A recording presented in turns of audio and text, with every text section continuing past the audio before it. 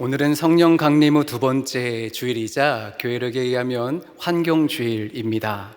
세운 찬양대가 예배의 자리에 맞춰서 모든 피조물과 온 세상이 하나님을 찬양한다는 아름다운 고백을 하였습니다. 이 찬양의 가사처럼 우리 눈에 보이는 피조세계와 대자연이 하나님을 찬양하듯 저와 여러분의 삶도 하나님을 찬양하며 기쁨과 감사가 넘치는 복된 삶 되시기를 주님의 이름으로 축복합니다. 그러나 한 주간 세상 속에서 치열하게 살다가 오늘 주님의 전으로 나온 여러분의 심령은 어떠하십니까? 일터에서, 가정에서 얼마나 고단한 걸음을 걸어 오셨습니까? 오늘날 현대인들의 마음을 가장 깊이 병들게 하는 대표적인 심리적 질병이 하나 있는데 바로 원인 모를 죄책감과 과도한 자책입니다. 무슨 일이 잘못되면 습관적으로 자신을 향해 정죄의 화살을 돌리는 것입니다. 내가 좀 더 나은 부모였다라면 우리 자녀가 좀 더 바르게 잘 자랐을 텐데, 그때 내가 그 선택하지 않았더라면 내 주변 사람이 덜 힘들었을 텐데. 그런데 심각한 문제는 내가 다 통제할 수 없는 환경까지도, 세상의 모순과 구조적인 문제까지도 오롯이 나 개인의 문제와 어떤 잘못으로 치부하며 스스로를 정죄의 감옥에 가둔다는 점입니다. 바로 이 지점인데, 이 지점이 사탄이 우리 영혼에 교묘하게 씌우는 무거운 심리적 덤터기이자 낙인입니다. 그래서 오늘 말씀의 제목이 무거운 덤터기를 벗고 일어서기입니다. 덤터기를 쓰다, 내가 하지도 않은 잘못이나 책임을 억울하게 다 뒤집어 쓰다라는 말이고, 덤터기를 씌우다는 반대로 자기는 쏙 빠져나간 채 애꿎은 사람에게 책임을 홀랑 넘겨버리는 것을 말합니다. 사탄은 오늘도 망가진 피조 세계를 보면서 또 우리의 연약함을 보면서 속삭입니다.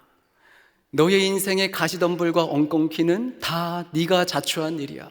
그러니까 너는 하나님께 복을 받을 자격이 없어라고 말입니다. 여러분, 이 과도한 자책의 감옥에 갇히면 은혜의 자리로 깊이 나아가지 못합니다.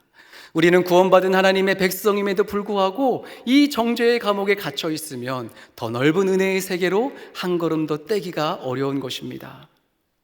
바라기는 오늘 예배를 통해 이 정죄의 감옥문이 부서지기를 소망합니다. 또한 죄와 사망의 사슬에서 벗어나 우리 모두가 자유함을 얻게 되기를 주님의 이름으로 축복합니다. 그런데 놀랍게도 인류 역사상 이 억울한 죄책감의 덤터기를 가장 오랫동안 그리고 가장 무겁게 짊어져 온 인물이 있습니다. 바로 최초의 여성 하와입니다. 오랜 전통과 성화들, 문학작품 속에서 하와는 흔히 인류를 타락으로 이끈 원흉으로 지목되긴 합니다. 하와가 홀로 뱀에게 유혹당해 선악과를 따먹고 나중에 온 아담에게도 건네줘서 아담이 죄를 짓게 만들었다는 그런 프레임입니다. 그런데 과연 이 성경 본문이 말씀하시는 진실도 그러할까? 오늘 우리는 선입견의 커튼을 한 겹 벗겨내고 성경 본문 자체가 말씀하시는 진실을 함께 보고자 합니다.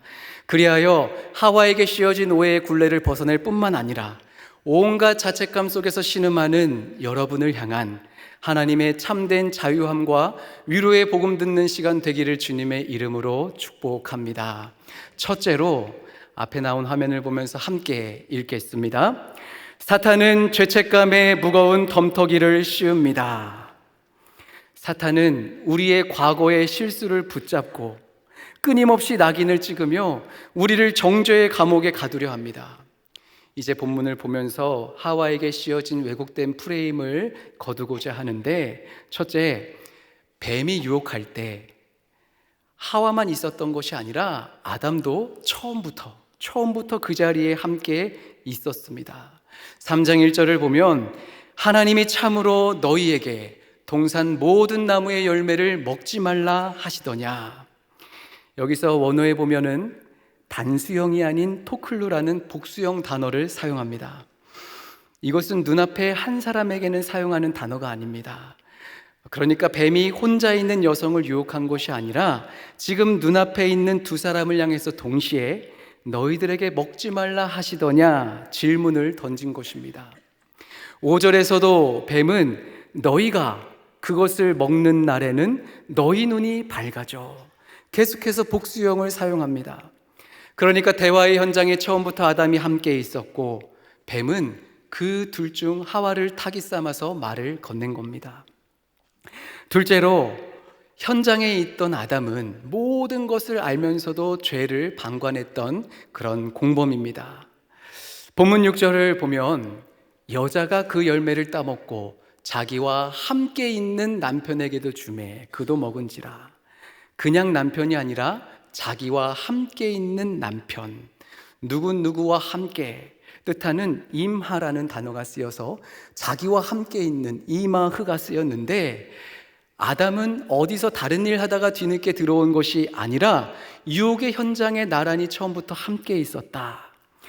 그는 오히려 뱀이 하나님 말씀을 왜곡하고 자신의 아내와 끊임없이 신학적 논쟁을 벌이는 그 한복판에 서 있으면서도 그것을 침묵했던 하와와 함께 죄의 연대 책임자라는 것입니다.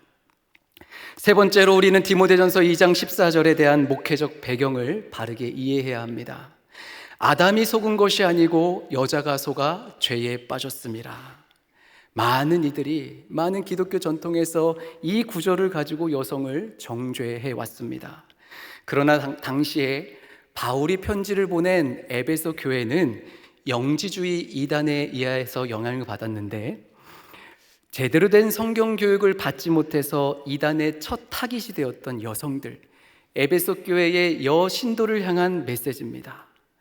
하와를 거울 삼아 겸손히 하나님 말씀을 먼저 배우라. 그래서 속지 말라고 한 목회적 권면이지 하나님의 말씀에 여성이라는 성별 자체를 단죄한 것이 아닙니다. 오히려 이 구절은 아담이 얼마나 더 무거운 죄를 지고 있는지 폭로하고 있는데 다시 보면 아담이 속은 것이 아니고 여러분 아담은 속지 않았습니다. 왜냐하면 처음부터 다 알고 있었기 때문입니다. 창세기 2장에서 하와가 창조되기도 전에 선악을 알게 하는 나무의 열매는 먹지 말라 네가 먹는 날에는 반드시 죽으리라 이 명령을 직접 하나님으로부터 들었던 아담인데 그래서 성경은 인류의 죄가 들어오게 한 최종 책임자로 아담을 지목하고 있습니다. 로마서 5장 12절에 보면 그러므로 한 사람으로 말미암아 죄가 세상에 들어오고 죄로 말미암아 사망이 들어왔나니 로마서 5장은 아담과 예수 그리스도를 비교하면서 죄와 구원을 설명하고 있는 복음의 메시지입니다. 성도 여러분, 지금까지 나눈 말씀을 이미 알고 계신 분들도 계셨을 것이고 오늘 처음 듣게 된 분들도 계실 것입니다. 혹 당혹감이나 마음의 어려움을 느끼게 된 분들도 계실 것이라 짐작됩니다. 우리가 오랜 세월 당연하게 여겨왔던 전통적인 가르침이나 주석들은 왜 하와를 첫 주범으로 다루었을까? 의문이 드는 것은 당연합니다. 그런데 우리는 여기서 종교개혁의 핵심을 다시금 기억해야 됩니다. 종교개혁의 핵심 정신 무엇입니까? 오직 성경으로 솔라 스크립트라입니다. 즉 전통의 안경을 벗고 세상의 안경을 벗고 성경 본문 하나님이 말씀하시는 그 자체로 끊임없이 나아가는 것입니다. 루터와 칼빈 같은 믿음의 거장들은 우리에게 성경을 사랑하는 아름다운 유산을 전통으로 물려주었습니다. 오늘날 성서학과 고고학의 발전은 우리가 미처 깊이 보지 못했던 원어의 보화들을 더 투명하게 보여주고 있는 것입니다. 이것은 과거 믿음의 선배들의 가르침을 부정하는 것이 아니라 종교개혁의 정신을 따라 우리에게 허락하신 은혜를 확장하고 진리를 확장해 나가는 것입니다. 그렇다고 하와의 죄를 면제해 주자는 말은 결코 아닙니다. 하와 역시 하나님의 말씀을 가볍게 여기고 죄를 지은 죄인이기 때문입니다. 다만 성경이 고발하는 바는 죄의 책임에서 아담 역시 결코 자유롭지 못한 공범이자 책임자라는 사실입니다. 그러니까 본문이 주는 메시지는 명확합니다. 하와가 유혹에 넘어진 것은 여성이라서 넘어진 것이 아니라, 여성은 유혹에 연약해서가 아니라 인간이기 때문에 넘어진 것이다. 여러분, 우리는 가끔 이 본문을 보면서 내가 그 자리에 있었으면 나는 절대 먹지 않았을 텐데 라고 말하는 분이 계실지 모르겠습니다. 대표성의 원리를 설명드리면, 여러분, 이제 금요일부터 북중미 월드컵이 시작됩니다. 다들 처음 듣는 것처럼 몇몇 분만 이제 알고 계시는데요. 국가대표 선수들이 축구 경기를 뛰는데 우리 경기를 보면서 남자분들 어떻습니까? 저 패스해야지, 패스. 뒤에 사람이 있잖아, 뒤로 패스해야지. 슛. 거기서 왜 패스해? 내가 갔으면 더 잘할 텐데 라고 우리 남자분들 하지 않습니까? 그렇게 말하는 분들이 있다면 한번 직접 가서 뛰어보십시오. 축구 경기장이 평수로 하면 2160평입니다. 거기를 90분 동안 뛰어야 되는데 아마 보통 사람들은 5분, 10분 뛰면은 지쳐서 쓰러질 것입니다. 국가대표가 못하면 우리도 못하는 겁니다. 아담과 하와는 인류의 대표 선수들입니다. 그 자리에 어떤 사람이 있었더라도 피조물인 인간은 결국 하나님처럼 되려는 욕망 때문에 유혹에 넘어졌을 것이라는 겁니다.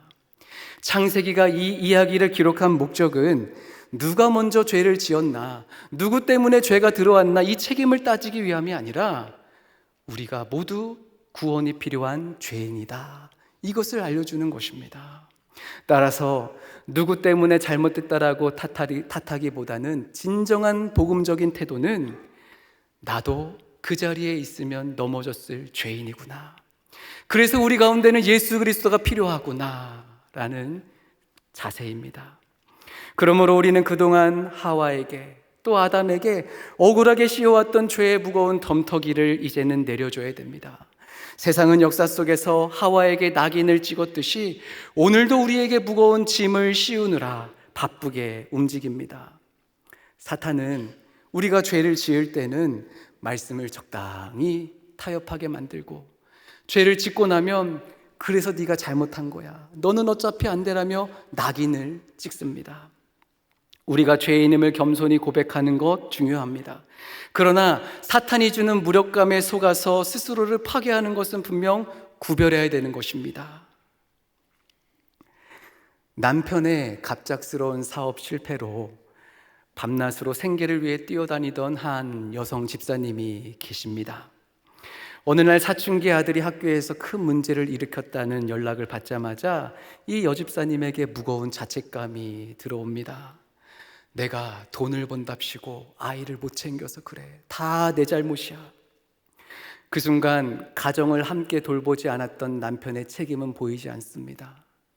구조적 문제, 환경적 열악함은 보이지 않습니다.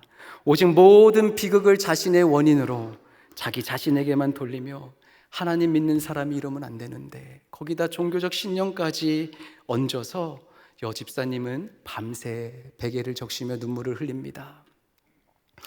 바로 이것이 사탄이 던지는 현대판 정죄라는 것입니다. 성도 여러분, 이제 사탄이 주는 정죄의 언어를 하나님의 자녀가 누릴 수 있는 긍정의 언어로 바꿀 수 있기를 바랍니다. 사탄이 여러분에게 속삭입니다. 모든 비극은 다 너의 탓이야, 네가 앞으로 홀로 책임을 져야 돼. 그렇게 말할 때마다 우리는 이제부터는 아니다, 하나님의 은혜가 지금 나를 덮고 있다, 내가 지고 있는 이 무거운 짐도 하나님이 함께 짊어지고 계신다라고 고백할 수 있기를 바랍니다. 사탄이 여러분의 잘못된 과거의 실패를 들추면서 거봐, 안 되잖아, 앞으로도 안 될 거야 라고 속삭일 때 예수의 이름으로 당당히 선포할 수 있기를 바랍니다. 사탄아, 물러가라. 내 인생은 결코 실패로 끝나지 않는다. 나는 하나님의 자녀다라고 말입니다. 이 참된 자유와 위로의 복음 안에서 사탄의 무거운 죄의 덤터기를 벗어버리고 참된 자유함 가운데 나아가는 모든 여러분들 되기를 주님의 이름으로 축복합니다. 두 번째 원리입니다. 함께 앞에 화면을 보면서 읽겠습니다. 하나님은 가죽옷의 은혜로 덮어주십니다. 선악과 사건 이후에 인간은 에덴 동산을 떠나서 엉겅퀴와 가시가 가득한 척박한 황무지로 쫓겨났습니다. 그 절망과 수치의 순간에 하나님께서는 이 죄지은 인간을 향해서 놀라운 은혜를 베푸시는데, 우리 3장 21절 말씀 함께 읽겠습니다. 여호와 하나님이 아담과 그의 아내를 위하여 가죽옷을 지어 입히시니라. 하나님은 짐승을 잡아서 피를 흘려 만든 가죽옷을 지어서 입혀주십니다. 이것은 인간이 스스로 자신의 수치를 가리려다가 금세 말라버린 무화과 나뭇잎을 대신하는 것입니다. 인간은 스스로 자기의 수치를 가릴 수 없다라는 신학적 의미도 있는데, 가죽옷은 피조물의 희생을 통해서 인간의 부끄러움을 영원히 가려준다는 의미가 있습니다. 또 에덴 밖의 추위와 가시덤불 속에서 당신의 사랑하는 자녀를 보호하시려는 부모의 따뜻한 마음과 같은 하나님의 사랑을 표현해 주고 있습니다. 또 더 나아가 가죽옷은 더 나아가 예수 그리스도의 대속적 은혜와 구원의 메시지를 우리 가운데 전달해 주고 있습니다. 이 가죽옷 입고 동산 밖으로 나온 하와의 삶이 어땠을까? 창세기 4장 1절에 보면 아들을 낳았다라고 표현합니다. 여러분, 하와를 묵상해 보면 하와는 인류 최초로 출산의 고통과 육아의 무게를 짊어진 여인입니다. 물어볼 친정 엄마도 없고 산부인과 선생님도 없고 검색할 AI도 없습니다. 처음 겪는 신체의 변화, 뼈가 벌어지는 통증 앞에서 출산을 하면서 이거 이렇게까지 아파도 되는 일인가? 이거 이러다 나 죽는 것은 아닌가? 얼마나 두렵고 또 옆에 있는 아담도 얼마나 무서웠을까요? 게다가 아이를 낳는데 아들입니다. 아들을 키워본 여성들 하나같이 충격을 받는다고 합니다. 물론 다 그런 것은 아니지만 짓궂게 장난치고 상상할 수 없는 방법으로 말썽 부리는 모습을 보면 어떻게 이런 것이 내 뱃속에서 나왔나 싶다고 하죠. 1부 때는 말씀드리지 않았지만 하나 흥미로운 이야기 드리면, 한 연구에 의하면 아들만 키우는 여성은 딸만 키운 여성보다 수명이 더 짧다고 합니다. 그 핀란드 투르크 대학교의 연구인데, 임신 때부터 아들이 엄마의 영양분을 더 많이 흡수해서 대사적 부담을 주고 태어나서도 기르는데 훨씬 더 많은 그런 그 에너지가 든다고 합니다. 또 나이가 들어서도 그 딸은 부모 곁에서 늘 가사노동을 도와주는데 아들은 그렇지 않다는 거죠. 아들만 두신 어머니들 갑자기 덜컥 두려우십니까? 근데 안심하십시오. 이게 17세기부터 20세기까지 있었던 기록이라 합니다. 그래서 지금은 과학과 의학이 발달해서 큰 차이가 없다고 하니 안심하고 돌아가시고 아들 잘 키우시기 바랍니다. 하와를 돌아가 보면 하와가 이 갓난아기 처음 보면 얼마나 막막했을까요? 동물들은요, 태어나서 하루 이틀 지나면 다 일어서서 스스로 걷습니다. 그러나 인간의 아기는 한 달이 지나도 누워있고 2달이 지나도 못 걷습니다. 이것 외에 아기는 혼자서 할 수 있는 것이 아무것도 없습니다. 아담이건 하와건 영유아기 시절을 겪어보지 않았기 때문에 육아는 그야말로 한 번도 가보지 않은 낯선 길입니다. 하지만 하와는 에덴 동산 밖의 척박한 세상에서 결국 어떻게 합니까? 그 고통의 무게를 도망치지 않고 정면으로 돌파해 냅니다. 어떻게 그것이 가능했을까? 바로 하나님이 친히 지어 입혀주신 이 가죽옷, 이 가죽옷의 따뜻한 온기가 하와를 덮고 있었기 때문입니다. 하와는 거친 들판에서 자신의 가죽옷을 만질 때마다 생각했습니다. 아, 그렇지. 이거 하나님이 나 생각해서 입혀주신 것이지. 하나님은 나를 사랑하시지. 하나님은 지금도 나와 함께 하셔. 하나님은 죄는 심판하셨지만 하와 그녀의 존재만큼은 따뜻한 가죽옷으로 품어주셨습니다. 사랑하는 성도 여러분, 이 가죽옷의 온기가 오늘 이 자리에 계신 여러분을 따뜻하게 덮고 계심도 믿으시기 바랍니다. 여러분이 서 있는 그 고단한 삶의 한복판에서 하나님은 여러분을 홀로 두지 않으시고 하나님은 여러분에게 함께 하시는 사랑의 하나님이십니다. 나아가 이 가죽옷의 은혜는 오늘 환경주의를 맞이한 우리에게 또 다른 책임을 물어옵니다.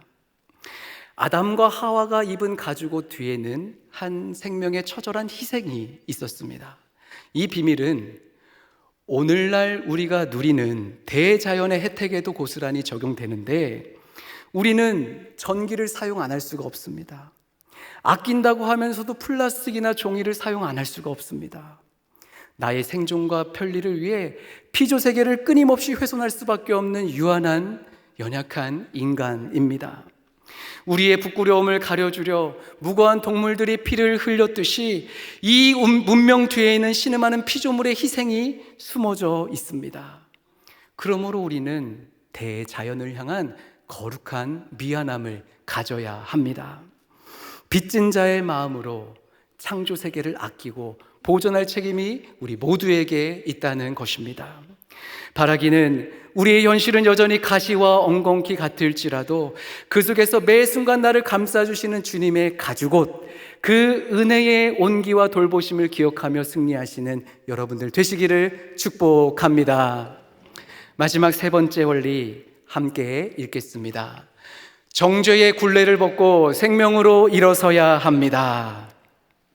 창세기 4장 1절 후반부를 제가 읽어보면, 하와가 임신하여 가인을 낳고 이르되 내가 여호와로 말미암아 득남하였다 하니라. 여러분, 가만 보면 창세기 3장에서 인간이 죄를 짓고 타락했습니다. 그렇다면 4장의 이야기는 죄로 망가지고 피폐하고 비참하게 죽어가는 절망의 이야기여야 되는데, 그렇지 않고 새로운 생명이 태어나는 경이로운 이야기가 시작된다는 겁니다. 이것이 성경이 보여주는 위대한 반전의 메시지입니다. 하나님은 죄인에게 새로운 생명을 선물로 주십니다. 새로운 사명을 선물로 주시는 것입니다. 사실 하와의 고백, 내가 여호와로 말미암아 득남하였다, 이 고백은 기쁨 뒤에 뼈아픈 한계가 서려 있는 고백입니다. 우리가 잘 알듯 그토록 아끼던 가인이 인류 최초의 살인자가 됩니다. 아벨이 죽는 끔찍한 비극이 이 가문에 찾아옵니다. 무엇을 말해줍니까? 에덴 동산 밖에 척박한 이 죄로 가득한 현실은 인간의 의지만으로는 극복할 수 없다는 것을 보여줍니다. 하와의 기대는 산산조각이 났고 인간의 계획은 완벽히 실패합니다. 그런데 여러분, 진짜 복음은 바로 여기서 시작됩니다. 하나님은 보란듯이 아벨 뒤에 셋이라는 새로운 씨앗을 다시 심어주시는 것입니다. 아담이 지어준 하와라는 이름은 모든 산자의 어머니, 즉 생명이라는 뜻입니다. 하와가 완전해서 생명의 어머니가 된 것은 아닙니다. 자격 없는 죄인에게 가죽옷을 입히시고 무너진 황무지 가운데서도 끝까지 생명을 꽃피우시는 하나님의 신실하신 은혜가 하와를 생명의 어머니로 빚어가신 줄 믿습니다. 성도 여러분, 사탄은 지금도 이 자리에 앉아 계신 여러분을 향해 끊임없이 정죄의 화살을 쏘아댑니다. 과거의 잘못된 선택, 누군가에게 준 상처, 씻을 수 없는 후회를 떠올리게 하면서 너는 실패했다, 너는 끝났다, 넌 그냥 그렇고 그런 사람이야 라며 끊임없이 우리 귀에 속삭입니다. 그런데 앞으로 우리 모두는 사탄의 이 속임수에 속지 마시기 바랍니다. 구원받은 이후에 우리 영적 성장을 가로막는 사탄의 속임수에 속지 마시기 바랍니다. 로마서 8장은 사탄의 머리를 깨부수는 위대한 해방을 선포하십니다. 우리 8장 1, 2절 말씀 함께 읽겠습니다. 그러므로 이제 그리스도 예수 안에 있는 자에게는 결코 정죄함이 없나니 이는 그리스도 예수 안에 있는 생명의 성령의 법이 죄와 사망의 법에서 너를 해방하였습니다. 할렐루야, 아멘. 사탄은 지금도 우리를 정죄하느라 바쁘지만 하나님은 지금도 우리를 지키시느라 쉬지 않으십니다. 사탄의 공격은 하나님의 신실하심을 결코 이길 수 없습니다. 그러므로 이제 여러분이 바라봐야 될 것은 여러분의 나약함이 아닙니다. 여러분의 뼈아픈 자책감이 아닙니다. 여러분을 포기하지 않으시는 하나님의 신실하신 손길입니다. 그렇다면 가죽옷을 입은 우리는 이제 어떻게 살아가야 될까요? 두 가지만 말씀드립니다. 첫째로, 주변 이웃에게 하나님의 가죽옷을 입혀주는 삶을 사는 겁니다. 누군가 실수하고 넘어졌을 때 괜찮습니다. 하나님이 계시잖아요. 다시 시작하십시다 라고 이렇게 위로의 복음의 메시지를 전해주는 것입니다. 둘째로, 나의 희생과 헌신을 통해 나의 가죽옷을 내어주는 삶을 사는 것입니다. 우리가 입은 가죽옷 뒤에는 예수 그리스도의 흘리신 피, 희생이 있었습니다. 이제는 내 유익과 안전만 챙기던 삶에서 벗어나서 세상의 비바람으로 인해서 지친 이웃을 위해서 나의 시간과 물질과 에너지를 기꺼이 내어주는 삶 사십시다. 말씀을 맺습니다.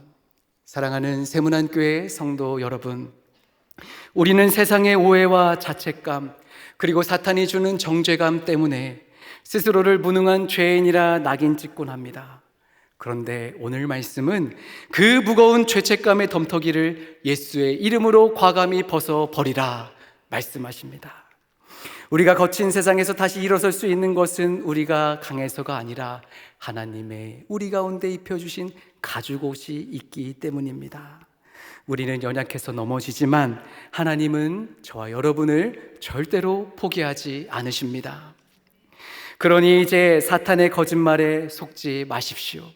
나는 가죽옷을 입은 자다, 나는 가죽옷을 입은 자다 당당하게 외치십시오. 그 사랑을 힘입어 낙심한 이웃과 신음하는 피조세계를 살리는 생명을 전하는 사명자로 이 세상을 담담히 살아가시기를 주님의 이름으로 축복합니다. 기도하겠습니다. 하나님 아버지, 우리가 다 통제할 수 없는 삶의 무게와 실패 앞에서 모든 것을 내 탓으로 돌리며 자책했던 영적 덤터기를 이 시간 내려놓게 하옵소서. 가죽옷을 친히 지어 입히시는 하나님의 사랑을 신뢰함으로 인해 정죄감에서 벗어나 복음이 주는 참된 자유함 속에서 나를 살리고 이웃을 살리며 피조세계를 돌보는 생명의 사명자로 당당히 걷게 하여 주옵소서. 예수 그리스도의 이름으로 기도합니다. 아멘.